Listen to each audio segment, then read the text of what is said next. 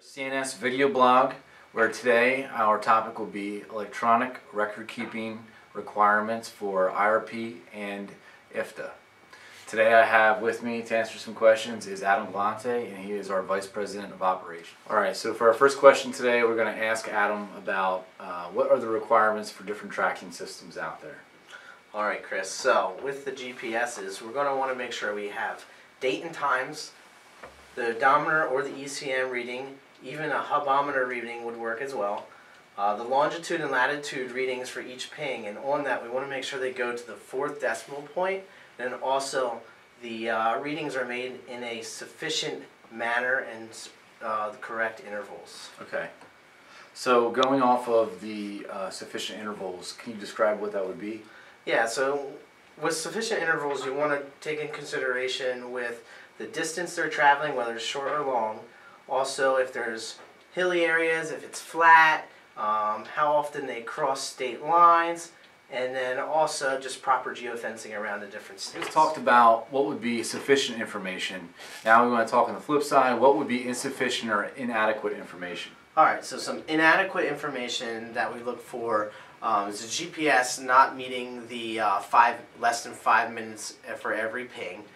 Improper state geofencing, so in order the geofencing is not mapping the entire state all the way around. Also, odometer readings that are put into the GPS system aren't matching up to the odometer on the vehicle. And then last will be the longitude and latitude lines that are not going to the 4th decimal point. What should our viewers be looking for when they're purchasing a compliant tracking system?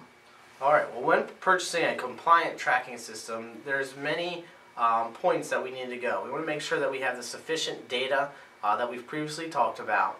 So things like the pinging under 5 minutes is something that is very, very important. And when they have those pings, we want them to know that they need to have timestamps recorded for each state crossing.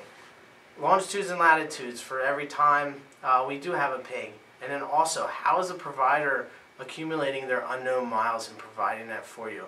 All this information is going to be very important during a audit. You have a lot of experience processing fuel taxes. What are the most common reoccurring problems that you see? Okay. Well, what we normally come across very often, almost every quarter when we work, is bad GPS data. Not sufficient coming through, not getting the right intervals being pulled. That's very common. Also, the broken GPS hardware. Once it's broken, we normally can't retrieve that data, and then we have to get that fixed and going forward. Also, we have fuel taxes that are normally faded, unorganized fuel receipts, and then the fuel purchase pre-authorization slips as well. Those 5 points there are the most common issues that we come across during a fuel tax audit. Alright, for our last question regarding our fuel tax service at CNS, what does CNS do to differentiate themselves from the competition? Alright Chris, well we provide secure data storage with a portal login. We also have experts that are very familiar with IFTA audits and many of the different GPS systems. And then last, we have affordable pricing that is great for any business and make everybody happy. Alright. Well, that's going to conclude our video blog today on record keeping requirements for electronic forms and filings.